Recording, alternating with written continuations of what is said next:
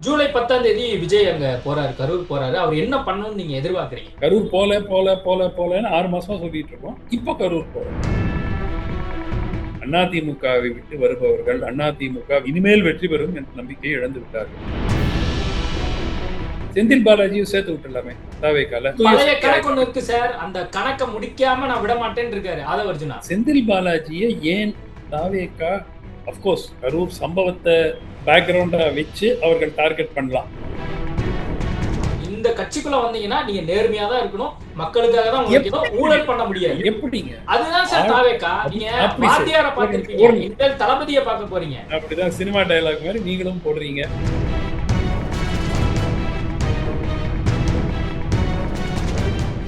சாப்பிட்டு பாருங்க, டேஸ்ட் சும்மா கெத்தா இருக்கும். Daily double roasted rava, the perfect rava.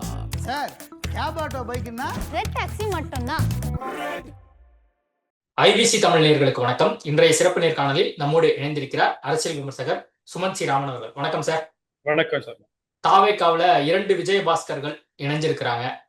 ஏற்கனவே அவங்க மீது பல்வேறு குற்றச்சாட்டுகள் முன்னாள் அமைச்சர்கள் மீது இருந்தாலும் 2 பேரையும் தாவேக்கா இணைத்து கொண்டிருக்கிறது. அவங்க மட்டும் இல்ல, இன்னும் பல்வேறு எம்எல்ஏக்கள், முன்னாள் எம்எல்ஏக்களை இணைச்சிருக்கிறாங்க. கிட்டத்தட்ட 150க்கும் மேற்பட்ட பஸ்ஸுகள்ல வந்திருக்காங்களாம், கார்ல வந்திருக்காங்களாம். காவல்துறையினுடைய வேண்டுகோளுக்கு இணங்க சில பேரெல்லாம் நாங்க அங்கேயே இருக்க சொல்லிட்டோம் அப்படின்னு வேற இன்னைக்கு சி விஜயபாஸ்கர் சொல்றாரு. எப்படி பாக்குறீங்க இந்த விவகாரத்தை? தூய சக்தியினுடைய தூய்மை அதிகரிச்சுட்டே போகுது டே பை டே.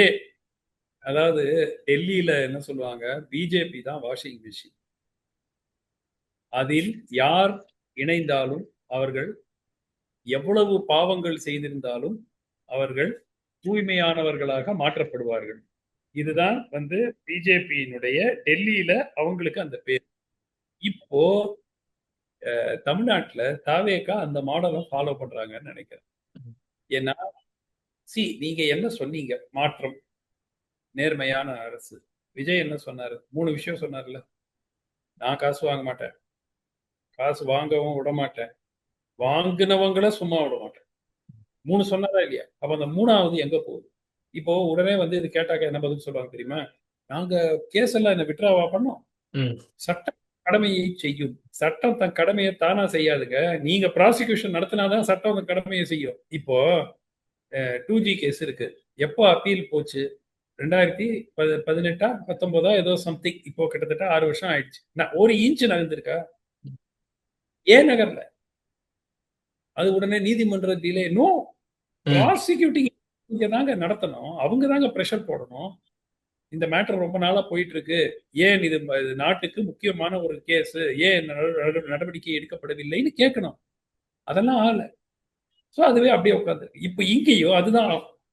இப்ப இந்த டிவிஎஸ்சி கேஸ் எல்லாமே ஸ்டேட் கவர்மெண்ட் நடத்துறது. சோ இதெல்லாம் இப்ப என்ன சொல்லுவாங்க, நாங்க விட்ரா பண்ணிட்டோமா? அது பாட்டுக்கு நடந்துட்டு தானே இருக்கு. அப்படின்னு நடக்காது, உட்காந்து அப்படியே இன்னும் 5 வருஷம் கழிச்சு பாத்தீங்கன்னா இந்த கேஸ்ல எந்த ப்ரோக்ரஸும் இருக்காது. சோ அதுதான் ஒரு குவிட் ப்ரோகோ என்று எடுத்துக்கொள்ளலாம். 2 விஜயபாஸ்கரும் சுயமா முடிவு எடுத்துட்டு வராங்க. இன்னைக்கு பிரவீன் சக்கரவர்த்தி கூட கேக்குறாங்க, யாருமே கூப்பிட்டு வச்சலாம் நாங்க பண்ணல சார், நாங்க என்ன சார் பேரமா பேசணும், திமுக மாதிரி நாங்க பேரம் பேசணுமா சார் அப்படின்னு ஆதவ அர்ஜுனா கேக்குறாருல்ல. உங்களுக்கு இத்தகைய குற்றங்கள் சாட்டப்பட்டவர்கள் உங்கள் கட்சிக்கு எதற்கு அவசியம்? தேர்தல் அரசியலுக்கு, அரசியலுக்கு இதெல்லாம் தேவை அப்படின்னு இன்னைக்கு ஆதவ அர்ஜுனா பேசுறாரு.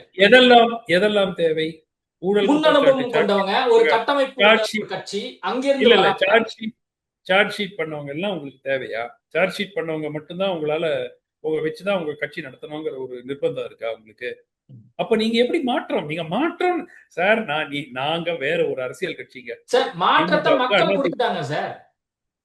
இல்ல, மாற்றம் அப்படிங்கிறது நாங்கள் ஒரு ஊழலற்ற ஆட்சியை வழங்க போகிறோம் என்று சொல்றீங்களா இல்லையா? இன்னைக்கு சொல்றாங்கல்ல, இன்னைக்கு அதான் சொல்றாங்க. கரெக்ட். எப்படி நீங்க 2 விஷயம் சர்மா. ஒண்ணு நீங்க பேசுற பேச்சு, 2வது நீங்க செய்யற செயல்கள், 2மே டேலி ஆகணும்ல. எப்படி டேலி ஆகும்? இந்த தாவேக்கா ஆட்சியில லஞ்சமோ ஊழலோ அல்லது மக்களுக்கு விரோதமாக இருந்தால் கண்டிப்பாக அது என்கரேஜ் பண்ணப்படாது. அது போக போகத்தான் தெரியும்.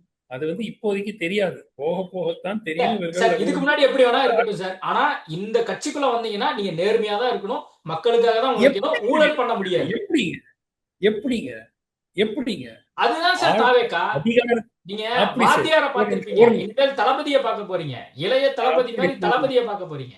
அப்படிதான் சினிமா டயலாக் மாதிரி நீங்களும் போடுறீங்க. நான் ஒண்ணுதான் கேட்கிறேன். இவர்கள் அரசியலில் இருக்கிறவர். நான் விஜயபாஸ்கர் தனிப்பட்ட முறையில் சொல்ல, விஜயபாஸ்கர் எனக்கு அறிமுகமானவர். ரொம்ப as an individual to meet, he is a nice person. But என்ன சிக்கல் என்றால், குற்றச்சாட்டுக்கள் சுமத்தப்பட்ட நபர்களை நீங்க கட்சியில சேர்த்துக்கிறீங்கன்னா நிச்சயமாக உங்கள் மீது ஒரு கேள்வி எழும். எப்படி இவர்களை எல்லாம் வைத்துக்கொண்டு ஊழலற்ற ஆட்சியை எப்படி நீங்கள் வழங்குவீர்கள்? ஒன்று. இரண்டாவது, உங்களுக்கு இந்த நிர்பந்தம் இன்று இல்லை. இப்ப நீங்க விஜயபாஸ்கரை சேர்த்து தான் நீங்க ஆட்சி அமைக்கணும். இப்போ குற்றச்சாட்டு, கேசஸ், சார்ஜ் ஷீட் இல்லாத அதிமுக எம்எல்ஏக்கள் சிலர் இருக்காங்கல்ல, அவங்கள யாராவது சேர்த்துங்க. அப்படிதான் நீங்க உடைச்சுதான், கட்சியை உடைச்சுதான் நீங்க, அதுவே தூய சக்தியாங்கிறது வேற வேற விஷயம். கட்சியெல்லாம் உடைக்கவே இல்லையே அப்படின்னு தான் அவங்க சொல்றாங்க. அங்க நடவடிக்கை சரியில்லை. அங்க இருக்கக்கூடிய தனிப்பட்ட நபருடைய நடவடிக்கை சரியில்லை. அதனால நீங்க மு.க. ஸ்டாலினை அரசியல் எதிரி என்று கூறிவிட்டு தேர்தல் வெற்றிக்கு பிறகு போய் அவரை சந்திக்கிறீங்க. ஆனால் எடப்பாடி பழனிசாமி நீங்க சந்திக்கல. நிர்மல்குமார் விளக்கம் கொடுத்தாரு. நாங்க முயற்சி பண்ணோம். அவங்க தரப்புல இருந்து இந்த மாதிரி சூழல் சரியில்லை, அதன் காரணமாக அவங்க கேட்டுக்கொண்ட அடிப்படையில தலைவர் பார்க்கல. அப்போ சி.வி. சண்முகம் எஸ்.பி. வேலுமணியை பார்த்துட்டு வந்தாரு. கட்சியுடைய அதிகாரப்பூர்வமான தலைவரை பார்க்கறதுக்கு நீங்க தயாராக இல்லை, தயாராக இருந்தீர்கள், அவர்கள் வர வேண்டான்ட்டாங்கன்னா ஏன் நீங்க பிரேக்அவே ஃபேக்ஷனை போய் பார்த்துட்டு வரீங்க? தாவேக்காவுடைய இமேஜை நிச்சயமாக பாதிக்கும். அதுல எனக்கு எந்த விதமான ஒரு மாற்று கருத்து இல்லை. எந்த அளவுக்கு பாதிக்கும் என்று போக போகத்தான் தெரியும். இப்ப என்ன கேட்டாக்கா செந்தில் பாலாஜியும் சேர்த்து விட்டுலாமே தாவேக்கால. முழு ஃபுல் கணக்கு ஒண்ணு இருக்கு சார். அந்த கணக்கை முடிக்காம நான் விட மாட்டேன்னு இருக்காரு ஆதவர்ஜுனா. அதான் கரூர்ல ஒரு கணக்கு இருக்குங்கிறாரு. இதெல்லாம் இந்த சினிமா டயலாக்லயே ஓடிக்கிட்டு இருக்குங்க. அதான் வருத்தமா இருக்கு. ஏன்னா ஒரு மாற்றம் வரும் அப்படின்னு நினைச்சா நீங்க யாரெல்லாம் நீங்க ஊழல்வாதிகள் உங்களுடைய டிக்ஷனரியில இந்த 5 பேர் 10 பேர் ஊழல், நீங்க இவ்வளவு நாளா கொள்ளையடிச்சிட்டு இருக்கிற கட்சிகள் தானே நீங்க தேர்தல் பிரச்சாரத்துல சொன்னீங்க. அப்படின்னா அந்த கட்சிகள்ல இவர்களெல்லாம் தூய்மையானவர்கள், மற்றவர்கள் மட்டும்தான் கொள்ளையடித்தார்களா? இப்ப நாளைக்கு திமுக இருந்து ஒரு 4 பேர் வர்றாங்க, அவங்களும் சேர்த்துக்கிட்டு ஏவா வேலு, திரு பொன்முடி, நேரு இல்லைங்க. நான் என்ன சொல்றேன், நீங்க சொல்லிடுங்க, நாங்கள் ஒரு அரசியல் கட்சி, சினிமா மோகத்தை வைத்துக் கொண்டு நாங்கள் ஆட்சிக்கு வந்திருக்கிறோம். நாங்க மற்றொரு அரசு திமுக இருக்கு, அண்ணா திமுக இருக்கு, எவ்வளவோ கட்சிகள் இருக்காங்க, அந்த கட்சி மாதிரி நாங்க ஒரு கட்சி, அவ்வளவுதான்.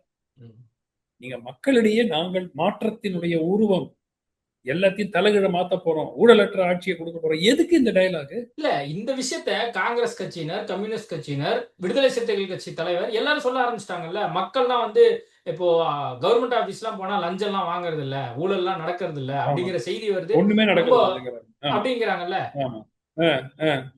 ஏங்க இப்போ ஃபர்ஸ்ட் முக்கியமான விஷயம், இந்த ஆட்சி 60 நாள் ஆகவில்லை, 50 நாள் கூட ஆகும், 50 நாள் ஆகும்.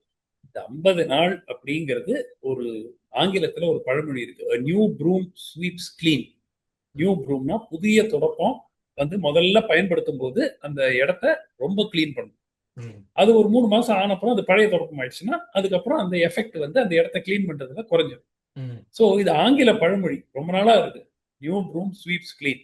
அதனால இந்த 50 நாட்களை வைத்துக் கொண்டு இது இப்படிதான் இருக்க போகிறது 5 ஆண்டு அப்படின்னு நம்ம எடை போட முடியாது. நாளைக்கு இந்த வந்திருக்கிறவங்க எல்லாருமே கிட்டத்தட்ட 90% புதிய அமைச்சர்கள், அவர்களுக்கு அரசியல் அனுபவமே கிடையாது. இப்ப உட்கார்ந்துட்டு தான் அதிகாரிகள் எல்லாம் ஆரம்பிச்சு இதுல இவ்வளவு கோடி சம்பாதிக்கலாம், இதுல இவ்வளவு சம்பாதிக்கலாம், இது ஃபாரின்ல போடலாம் இந்த பணத்தை, இதெல்லாம் கத்து கொடுப்பாங்க அதிகாரிகள். சோ இதெல்லாம் கத்துக்கிறதுக்கே டைம் ஆகும். அதெல்லாம் பண்ண மாட்டாங்க சார். அவங்க சொல்றாங்க, சரி ஒவ்வொரு மீட்டிங்லயும் சொல்லிட்டே தான் இருக்காங்க. கரெக்ட்டுங்க. நான் என்ன சொல்றேன், பண்ண மாட்டாங்கன்னு சொல்றாங்க. But the proof of the pudding is in the eating. நம்ம சாப்பிட்டாதான் தெரியும். எப்படி இருக்கு தெரியாது. அதுதான் நான் சொல்றேன் சர்மா, இட்ஸ் டூ ஏர்லி. நான் என்ன சொல்றேன், இவர்கள் ஒரு நல்ல முயற்சியில் இறங்கி இருக்கிறதாக கூறுகிறார்கள். இந்த முயற்சி சில விஷயங்கள் நல்லா பண்ணியிருக்காங்க. எல்லாத்தையும் ஆன்லைன்ல கொண்டு வரணும். இது ரொம்ப ரொம்ப முக்கியம். ஆன்லைன்ல கொண்டு வந்துட்டாங்கன்னா நிச்சயமா நான் அப்ரிஷியேட் பண்ணுவேன். ஆனா முன்னாடியே டெண்டர்ங்கிறாங்க. டெண்டர் அப்படிங்கிறது மட்டும் ஊழலை தடுக்காது. ஊழலை தடுப்பதற்கு ஒரு முயற்சி. ஆனால் டெண்டரை செட் பண்றதுலயே எவ்வளோ கம்பெனிஸ் எக்ஸ்பர்ட்ஸா இருக்காங்க. அதுக்கு அதிகாரிகளும் இதுவா இருக்காங்க, உடந்தையா இருக்காங்க. ஸோ இதெல்லாம் நாம் பார்க்கும்போது ஊழலற்ற ஆட்சியை இவர்கள் வழங்குகிறார்களா இல்லையா என்பது போக போகத்தான் தெரியும். இப்ப இன்னைக்கு கூட மத்திய அரசுல ஊழல் இல்லைங்கிறீங்களா? ஊழல் எக்கச்சக்கமா இருப்பதாகத்தான் நான் கருதுகிறேன். அதனால திரு மோடி அவர்கள் பர்சனலா அவர் ஒரு பெரிய பையில சாக்கு மூட்டையில பணத்தை எடுத்துட்டு போனாரா? இல்லையே. அதுக்கு ஏதாவது ஆதாரம் இருக்கிறதா? இல்லையே. அதுக்கு குற்றச்சாட்டு இருக்கிறதா? இல்லையே. ஆனால் ஊழல் என்பது அந்த சிஸ்டம்ல புரண்டோடுகிறதுங்கிறது எல்லாரும் ஏத்துக்கிறது தானே. போ பாப்போம் என்ன பண்றாரு விஜய். இப்ப அதிமுகல இருக்கிறவங்க எல்லாம் இங்க வராங்கல்ல, இது அதிமுகவுக்கு சரியான ஒரு விஷயம் தானா? ஏன்னா தொடர்ந்து வந்து வர்றவங்க எல்லாருமே அந்தந்த ஊர்ல மாவட்ட செயலாளரா இருந்தவங்க, முன்னாள் அமைச்சரா இருந்தவங்க, பொறுப்பு அமைச்சரா இருந்தவங்க. இல்ல, அதிமுகவினுடைய அதிமுக டிஸ்இன்டெகிரேட் ஆகுது, கரைய தொடங்கிவிட்டது. அதுதான் இதற்கு. இவர்கள் எல்லாரும் ஏதோ அதிமுகவில் 3 ஆண்டுகள் இருந்தார்கள், அப்புறம் ஓடிட்டாங்க அப்படிங்கிற மாதிரி கிடையாது. இவர்கள் எல்லாம் 20 ஆண்டு 25 ஆண்டு காலம் அதிமுகவில் இருந்தவர்கள். திமுக ஆட்சி காலத்திலிருந்தும் எதிர்கட்சியில இருந்து போராடியவர்கள். அவர்களெல்லாம் கட்சியின் தலைமை மீது நம்பிக்கை இழந்து செல்கிறார்கள் என்றால் அந்த கட்சிக்கு மிக மிக மிக பெரிய ஆபத்து. அதை பற்றி அவர் எடப்பாடி அவர்கள் கவலைப்படவில்லை. அவர் என்ன சொல்றாரு?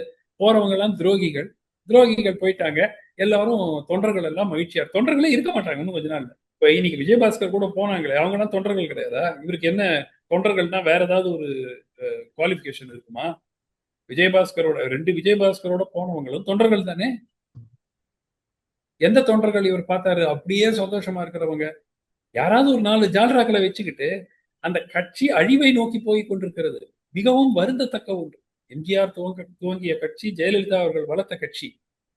இவர் அதை கிட்டத்தட்ட தரமட்டமாக கொண்டு போகிறார்.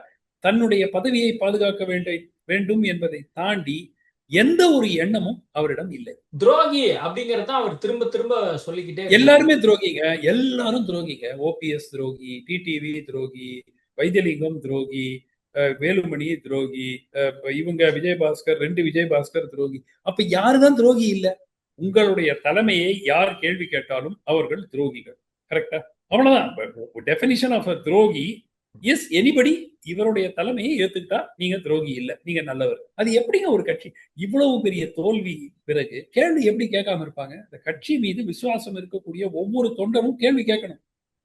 ஏங்க, தோல்வி மேல தோல்வி வருது, ஒண்ணுமே பண்ணாம சும்மா உட்கார்ந்து இருக்கிறீங்க, எல்லாரும் வெளியே போயிட்டு இருக்காங்க, வேடிக்கை பார்த்து உட்கார்ந்து இருக்கீங்க, நல்லது அவங்க போகட்டும்னு வேற சொல்றீங்க. எப்படிங்க கட்சியை வளர்க்க முடியும்? தொண்டர்கள் கேட்பாங்களா மாட்டாங்களா? சோ அதிமுகவை கிட்டத்தட்ட ஒரு தரமட்டமாக ஆக்க முயற்சிக்கிறார் தன் பதவியை காப்பாற்றிக் கொள்வதற்காக. அதனாலதான் இது வேலுமணி அவர்கள், சி வி சண்முகம் அவர்கள் சேர்ந்து ஒரு லீடர்ஷிப்புக்கு ஒரு சேலஞ்ச், பொதுக்குழுவை கூட்டி ஒரு சேலஞ்ச் செய்தால்தான் இதற்கு ஒரு தீர்வு வரும். இவர் கட்சி பொதுச் செயலாளர் பதவியை பிடித்து வைத்திருக்கிற வரைக்கும் அதிமுக தொடர்ந்து கரைந்து கொண்டுதான் இருக்கு. அதிமுக இருக்கிறவங்க பெரும்பாலும் தாவேக்கா தான் போறாங்க. அவங்களுடைய ஃபர்ஸ்ட் ப்ரிஃபரன்ஸே கண்டிப்பா இப்போ தாவேக்காவா தான் இருக்கு. மற்றவங்களும் சொல்வது போல 90% அதிமுக தொண்டர்கள் நம்ம பக்கம் வந்துருவாங்க. இன்னைக்கு 60% பேர் வந்துட்டாங்க அப்படின்னு வேற சொல்றாரு. அதற்கு 20% பேர் கண்டிப்பா வர்றதுக்கு வாய்ப்பு இருக்கு அப்படிங்கிறாங்க. அதற்கு மேக்சிமம் எஃபர்ட் இபிஎஸ் போட்டுட்டு இருக்காரு. எடப்பாடி அவர்கள் மீதி மிச்சம் இருக்கிறவங்க 30% தாவேக்காக அனுப்புறதுக்கு மேக்சிமம் முயற்சி அவர் எடுத்துட்டு இருக்காரு. ஸோ அதனால இதுல எந்த விதமான ஒரு ஃபர்ஸ்ட் அடிப்படையா ஒண்ணு பார்க்கணுங்க. ஒரு அதிமுக உறுப்பினருக்கு அடிப்படையாக ஆன்டி டிஎம்கே அதிமுக தொண்டன் என்பவர் திமுகவை எதிரியாக, அரசியல் எதிரியாக பார்ப்பவர். அதனாலதான் நீங்க பாத்தீங்கன்னா பெரும் அளவுல தலைவர்கள் திமுக போவாங்க. இப்ப நீங்க திமுக சென்ற ஆட்சியில இருந்து 7 மினிஸ்டரோ 8 மினிஸ்டரோ அதிமுக இருந்தவங்க தான். ஏன் அவங்க போவாங்கன்னா தங்களை காப்பாத்திக்கிறதுக்காக, தங்களுக்கு பதவிக்காக அவங்க போவாங்க. பட் தொண்டர்களுக்காக பாருங்க, அவங்க ஆன்டி டிஎம். சோ இப்போ அவங்க போற கட்சி என்ன சொல்லுது? திமுக தீய சக்தி. இதே தானே இவங்களும் சொல்லிட்டு இருக்காங்க இவ்வளவு வருஷமா. அதிமுக இருந்துகிட்டு திமுக தீய சக்தின்னு சொல்றத இப்ப தாவேக்கால இருந்துட்டு திமுக தீய சக்தின்னு சொல்ல போறாங்க. சோ அவங்களுக்கு ஒரு கான்ட்ரடிக்ஷன் அதுல தெரியும். அதனாலதான் இவ்வளவு பேர் வந்து போறாங்க. திமுகவுல இருந்து கடைசி முதலமைச்சரா ஸ்டாலின் தான் இருக்க போறாரு. இனிமேல் லண்டன்ல செட்டில் ஆயிட வேண்டியதான் அப்படிங்கிறாங்க. ஒரு பக்கம் கூடிய விரைவில் திமுகவை சார்ந்தவர்களும் தாவேக்கா வர்றதுக்கு வாய்ப்பு இருக்கு அப்படிங்கிற பேச்சுக்கெல்லாம் கூட எழுந்துட்டு இருக்கு. இல்ல, நிச்சயமா வந்து இதுவரை திரு ஸ்டாலினுடைய சாதனை திமுகவிலிருந்து எந்த ஒரு தலைவரும் தாவேக்காவுக்கு செல்லவில்லை பெருமளவில். அதிமுக எப்படி எவ்வளவு வேகமா கரையிறாங்களோ அந்த மாதிரி இல்லாமல் திமுகவை கட்டுக்கோப்பாக இதுவரை வைத்திருக்கிறார் திரு ஸ்டாலின். அதுல மாற்று கருத்து இல்லை. அது அவர் செய்த சாதனைன்னு சொல்லலாம் இது வரைக்கும். ஆனால் இதே மாதிரிதான் இது சிச்சுவேஷன் நீடிக்குமா என்று தெரியாது. இப்ப அழுத்தம் வருகிறது, பல அமைச்சர்கள் மீது கேசஸ் வருகிறது, எஃப்ஐஆர் ஃபைல் பண்றாங்க, பல ஊழல் குற்றச்சாட்டுகள் திடீர் என்று கிணறு வெட்ட பூதம் கிளம்புவது போல் வந்து கொண்டிருக்கின்றன. அந்த பிரஷர் எல்லாத்தையும் அவங்க சகிச்சுப்பாங்களா, இல்ல அவங்களும் வந்து ஆளுங்கட்சி பக்கம் மாறிடுவாங்களா அப்படிங்கிறது போக போகத்தான் நமக்கு தெரிய வரும். பட் இது வந்து முழுமையாக தவறு என்று நான் சொல்ல மாட்டேன். அதாவது திமுகவிலிருந்தும் சிலர் தாவேகா பக்கம் வர விருப்பம் தெரிவிக்கிறார்கள் என்பது நடக்கக்கூடிய ஒன்று. ஜூலை 10ஆம் தேதி விஜய் அவர்கள் முதலமைச்சர் அவர்கள் கரூர் போறாரு அப்படிங்கிற செய்தியை வந்து இன்னைக்கு புஷியானந்த் அவர்கள் தெரிவிக்கிறாரு. ஆல்ரெடி கரூர் வந்து அந்த இன்சிடென்ட் வந்து ஒரு கரும்புள்ளியாவே மாறிச்சு அப்படிங்கிறது நம்மளுக்கு தெரியும். இன்னைக்கு கரூரை சேர்ந்தவரே வந்து சேர்ந்திருக்கிற தாவேக்கால விஜயபாஸ்கர், அதே மாதிரி விஜயபாஸ்கர் 2 பேரும் அந்த வட்டாரத்தை சேர்ந்தவங்க, டெல்டா பகுதியை சேர்ந்தவங்க அப்படிங்கிற அடிப்படையில பார்க்கும்போது என்ன வாய்ப்பு இருக்கு? அப்போ முழுக்க முழுக்க செந்தில் பாலாஜியை மையப்படுத்தி தான் இன்னொரு பக்கம் வழக்கு ரீதியா வந்து நிறைய விஷயங்கள் போயிட்டு இருக்கிறதையும் நம்ம பார்க்குறோம். பேரம் ரிலேட்டடா நடந்த விஷயங்கள் 35 கோடி ரூபாய் வரைக்கும் பேரம் பேசப்பட்டது தாவேக்கா எம்எல்ஏவிடம் அப்படிங்கிற செய்திகள்லாம் பார்த்துட்டு இருக்கோம். கரூரை மையப்படுத்தி தான் இனிமேல் அரசியல் நகர்வுகள் இருக்க போதா? எப்படியாவது செந்தில் பாலாஜிய ஏதோ ஒரு கணக்கு வச்சு ஏதாவது பண்ணணும் இருக்காங்களா? அதுதான் எனக்கு புரியாத புதிதா இருக்கு. செந்தில் பாலாஜியை ஏன் தாவேக்கா, அப்கோர்ஸ் கரூர் சம்பவத்தை பேக்ரவுண்டா வச்சு அவர்கள் டார்கெட் பண்ணலாம். கரூர்ல நடந்த அந்த துயர சம்பவத்துக்கு திரு செந்தில் பாலாஜி ஏதோ ஒரு விதத்தில் ஒரு ஒரு காரணமாக இருந்திருக்க கூடும் அப்படிங்கறத அவங்க நினைச்சு அவங்க டார்கெட் பண்ணலாம்.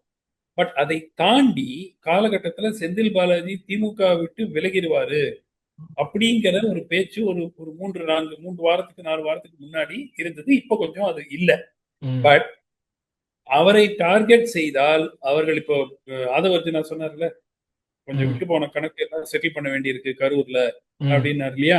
சோ அதை ஏன்னா 35 கோடி கொடுக்க சொன்னார். என்ன ஆதாரம்? பண பரிவர்த்தனை ஏதாவது, கேஷ் டிரான்ஸ்பர்ஸ் ஏதாவது எவிடன்ஸ் உங்களுக்கு கிடைச்சிருக்கா? என்ன ஆதாரம்? பண பரிவர்த்தனை செய்ய முயற்சித்தார் 35 சர்மா நீங்க இந்த பக்கம் வந்துருங்க, நான் உங்களுக்கு 30 கோடி கொடுக்குறேன் அப்படின்னு டெலிபோன் கான்வர்சேஷன் ரெக்கார்ட் பண்ணி வைத்திருந்தால் கூட அது வந்து அது மட்டும் எவிடன்ஸா ஒர்க் அவுட் ஆகாது. இல்ல, இதுவரை 9 பேர் கைது பண்ணியிருக்காங்க அப்படிங்கிற செய்தியை பார்க்கிறோம். என்ன செய்தாருடைய தம்பி அவங்க சம்பந்தப்பட்ட ஆட்களை வந்து கைது பண்ணியிருக்காங்க அப்படிங்கிற செய்திகள்லாம் வரும்போது அப்ப இது கிட்டத்தட்ட வந்து நடந்திருக்குமோ அப்படிங்கிற ஒரு சந்தேகமும் ஒரு கேள்வியும் தானே இல்லைங்க. திமுக இத்தகைய இத விஷயத்தை செய்யக்கூடிய கட்சியானா என்னுடைய அபிப்பிராயத்தில் செய்யக்கூடிய கட்சி. இன்னைக்கு சண்முகம் என்ன சொல்றாரு? ஸ்டாலினுடைய பேச்சு பின்னால் இந்த சம்பவம் எல்லாம் நடக்கிறதுனால ஒருவேளை லிங்க் பண்ணி பார்க்கும்போது கண்டிப்பா இருக்க வாய்ப்பு இருக்குமோ அப்படின்னு கூட இன்னைக்கு சந்தேகத்தை கிளப்பினாரு. ஸ்டாலின் என்ன சொன்னாரு? விரைவில் தேர்தல் வரும், தயாரா இருங்க. எப்படி தேர்தல்? அரசு வந்து விழறதுக்கு வாய்ப்பு இருக்கு சில நாட்களில். எப்படி விழும்? 2 பாசிபிலிட்டி. ஒன்று, கூட்டணி கட்சிகள் ஆதரவை விலக்கிக் கொள்ள வேண்டும். ஒன்று, அது இல்ல, அது கிளியரா சொல்லிட்டாங்க. இல்ல தாவேக்கால இருந்து சிலர் விலகி வரணும் எம்எல்ஏ.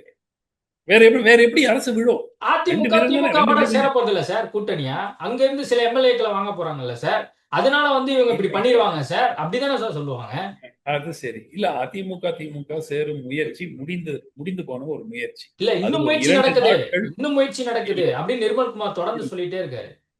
இல்ல, அது வந்து இவங்க வந்து பிரச்சனை நடக்குதுன்னு சொல்லி காட்டணும். அப்பதான் இப்போ என்ன பண்றாங்கன்னா, அவங்க தாவேக்காவில் வந்து இணைபவர்களுக்கு ஒரு அலிபை எக்ஸ்கியூஸ் கொடுக்குறாங்க. நாங்க வந்து எங்க கட்சியை விட்டு போயே இருக்க மாட்டோம், ஆனா அநியாயமா பண்ணிட்டு திமுகவோட கூட்டணி வைக்க பார்த்தாரு எடப்பாடி, அதனால நாங்க விட்டுருவோம். கரெக்டா? இப்ப எல்லாருக்கும் வசதியா போச்சு பாருங்க. இப்போ நாளைக்கு திமுக வந்த ஒரு யாராவது 2 பேர் வந்தா கூட நாங்க எங்க கட்சியை விடுறதா இல்லைங்க. ஸ்டாலின் வந்து எடப்பாடி எப்படிங்க முதலமைச்சராக ஒத்துக்கிட்டாரு? ம். அப்படின்னு பேசுறது ஒரு எக்ஸ்கியூஸா போயிடுச்சு. அவ்வளவுதானே தவிர ஐ டோன்ட் திங்க் இதெல்லாம் வர்றவங்க எல்லாருமே அதிமுகவை விட்டு வருபவர்கள் அதிமுக வெற்றி பெறும் என்ற நம்பிக்கையை இனிமேல் வெற்றி பெறும் என்ற நம்பிக்கையை இழந்து விட்டார்கள். ம். எடப்பாடி அவர்கள் தலைமை இனிமேல் அந்த கட்சியை காப்பாற்ற முடியாதுங்கிற பேசிஸ்ல அவங்க வெளியே வர்றாங்க.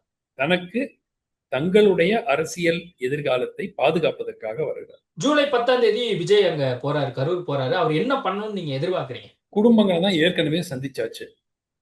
சோ எனக்கு என்ன காரணத்துக்காக கரூர் போறாருங்கிறத நம்ம ஃபர்ஸ்ட் புரிஞ்சுக்கணும்.